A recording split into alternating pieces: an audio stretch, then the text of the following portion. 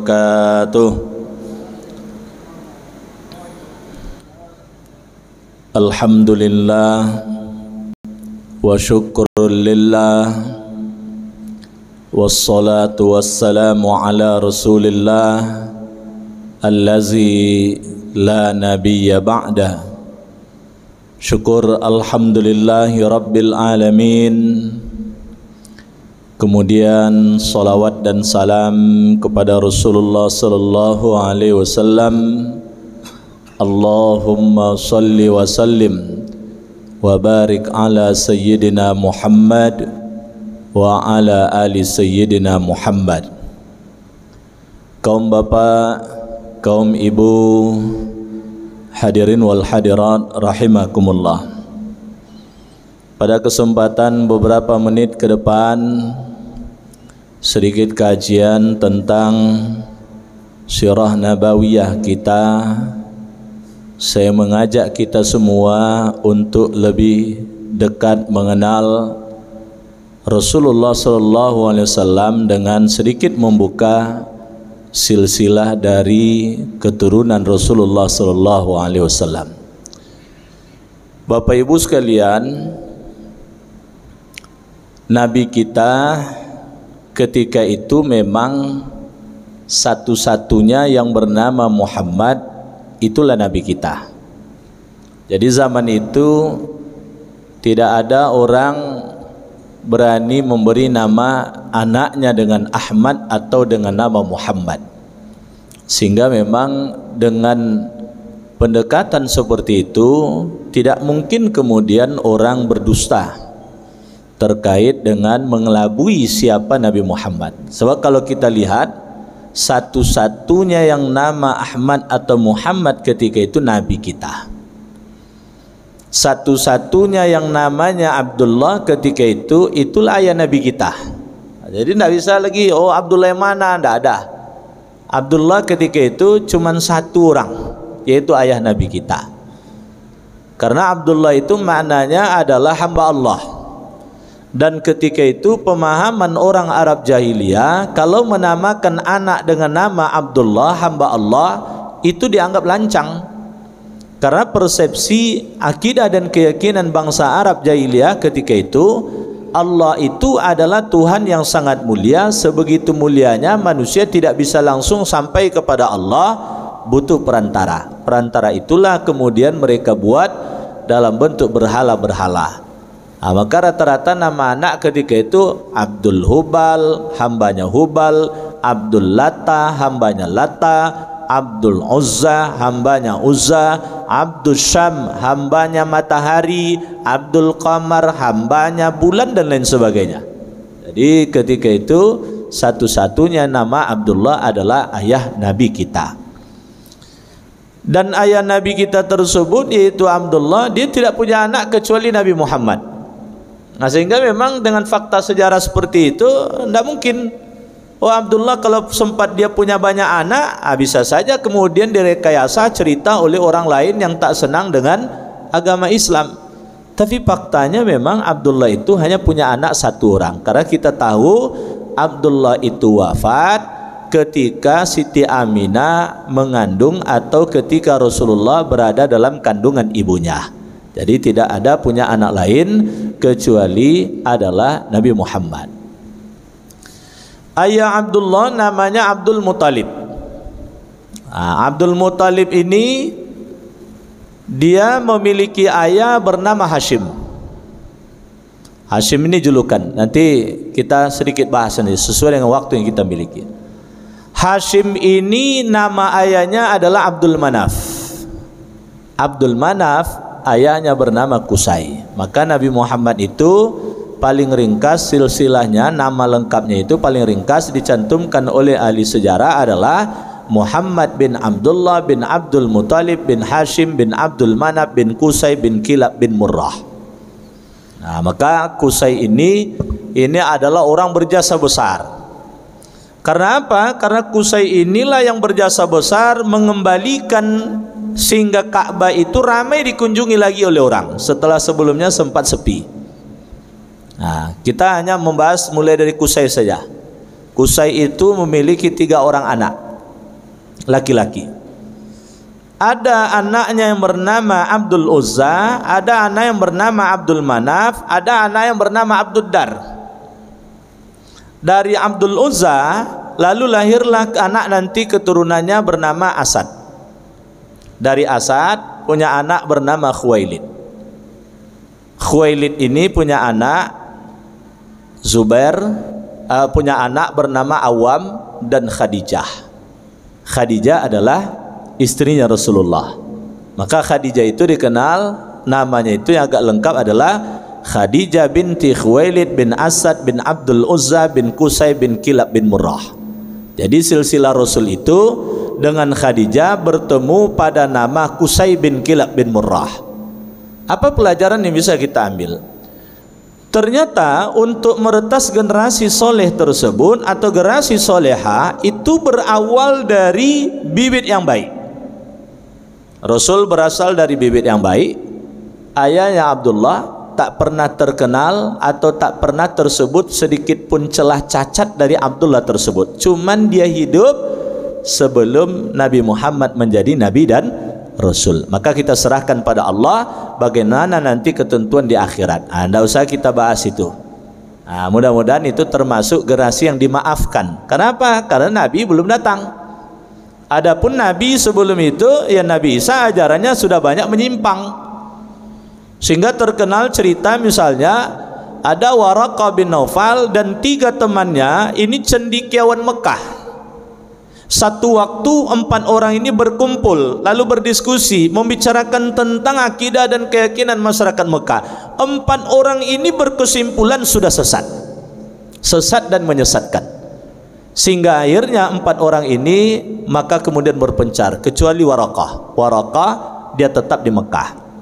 Waraqah keluarganya dari Khadijah, istrinya Rasulullah.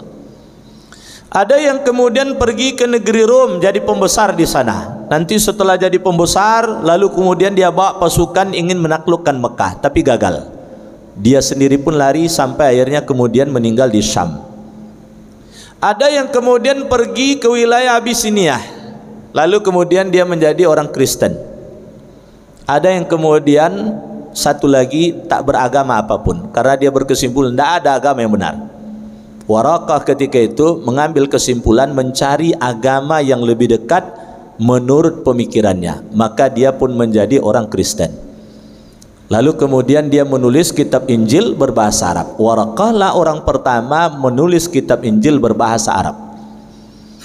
Waraqah bin Naufal inilah nanti ketika Nabi Muhammad resmi menjadi Nabi dan Rasul, lalu kemudian dia ceritakan pengalaman dia menerima wahyu pertama dari malaikat Jibril kepada Khadijah. Lalu Khadijah setelah Rasul istirahat tertidur, diam-diam menemui Waraqah, keluarganya. Ada yang nyebut Waraqah itu pamannya, paman Khadijah. Ada yang nyebut itu adalah sepupunya.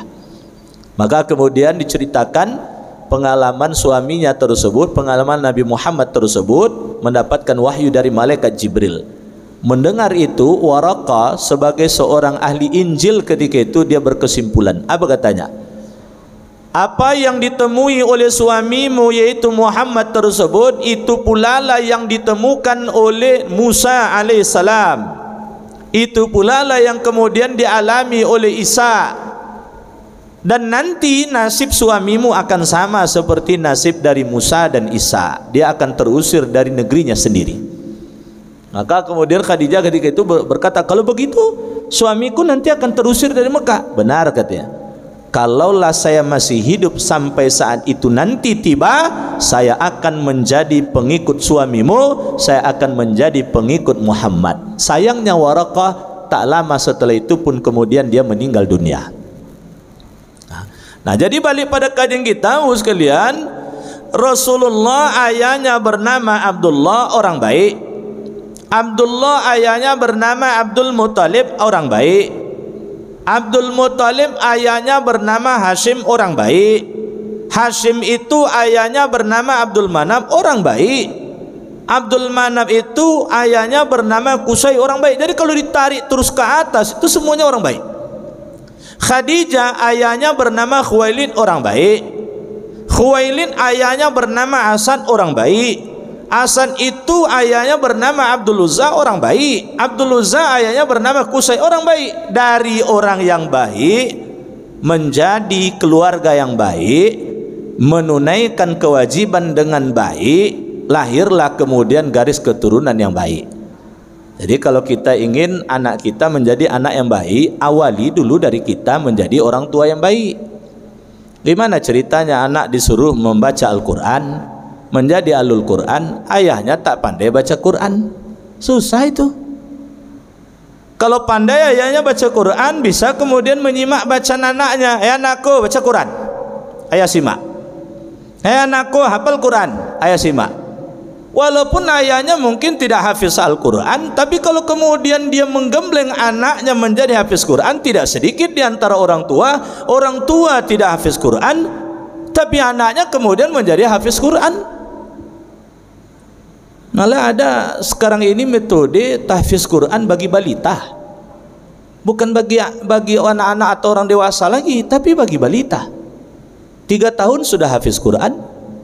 Gimana ceritanya, baca tulis tak pandai, tapi dari mana? Ternyata kemudian sejak dalam kandungan sudah terbiasa oleh ayahnya, di samping istrinya yang sedang hamil tadi dia bacakan Al-Quran. Itu makanya kisah Imam Tabatabai, 7 tahun dia sudah menjadi penghafal Quran, 10 tahun dia juga sudah jadi ahli tafsir. Kalau jadi ahli tafsir itu bisa sampai ratusan ribu hadis hafal olehnya, kitab-kitab tafsir hafal olehnya, sehingga kemudian dia bisa melahirkan kitab tafsir. Bagaimana caranya? Karena ayah Imam Tabatabai, ketika Imam Tabatabai dalam kandungan, bukan sekedar kemudian dia membacakan Al-Quran, tetapi dia telah membacakan tafsir Al-Quran. Lalu kemudian ibunya juga begitu. Begitu lahir anaknya Imam Tabatabai, dia tidak akan susukan anaknya kecuali dalam keadaan suci, kecuali kalau memang kondisinya haid, itu tidak dapat dielakkan, tapi dia tetap berwudu baru kemudian menyusukan anaknya. Maka anak yang baik berasal dari garis keturunan yang baik.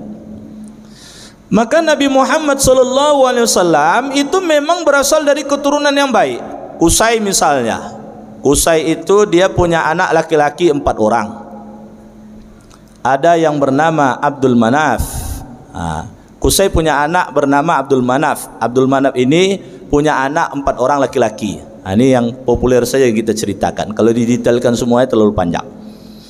Anak Abdul Manaf ini yang 4 orang, ada yang bernama Abdus Syam, ada yang bernama Muttalib, ada yang bernama Naufal, ada yang bernama Abdul Muttalib. Jadi anaknya ini Abdul Manaf tadi, sekali lagi mohon maaf, ada anaknya yang bernama Hashim, ada anak yang bernama Naufal, ada anaknya yang kemudian bernama Muttalib, ada anak yang bernama Abdus Syam. Yang populer adalah Hashim. Inilah ayah dari kakek Rasul. Hashim itu julukan, bahasa kitanya si tukang remuk roti, karena dia terkenal orang kaya dermawan. Dialah yang kemudian konon cerita diabadikan melalui Al-Quran, li'ilafi Quraisy ilafihim rihlatas syita'i was-shaif. Ada rihlatas syita', ada rihlatas shaif. Perjalanan dagang di musim dingin, perjalanan dagang di musim panas. Kemana perjalanan dagang tersebut? Perjalanan dagang tersebut adalah ke negeri Yaman dan ke negeri Syam. Terus sekarang Syria, Damaskus. Dulu perdagangan orang Mekah itu, pedagang internasionalnya kedua arah ini. Sehingga akhirnya memang negara-negara yang dilalui itu luar biasa. Kalau ibaratnya sekarang sudah terpecah menjadi negara, tidak kurang dari 17 sampai 18 negara yang dilalui oleh Hashim tersebut. Dia orang kaya dermawan.